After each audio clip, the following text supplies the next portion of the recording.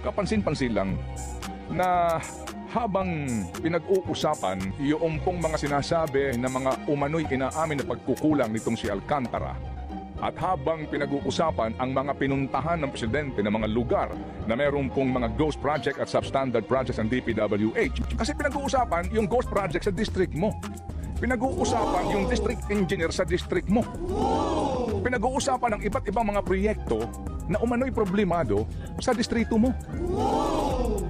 Bakit wala doon ang kinatawan ng first district? Ano ba ang sakop ng first district? Malolos daw, Bulacan-Bulacan, Kalumpit, Hagonoy, Paumbong at Pulilan. First district nga po, kinakatawan ni Danilo Domingo, ni Daddy kung tawagin.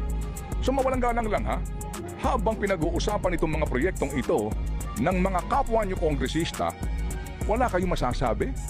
Wala silang, Mr. Chairman, yung mga, alam mo na, yung mga aligaga ng mga, dahil pinag-uusapan ng kanyang lalawigan. Sa Senado meron. Okay. I think the people of Bulacan must ask. Yan.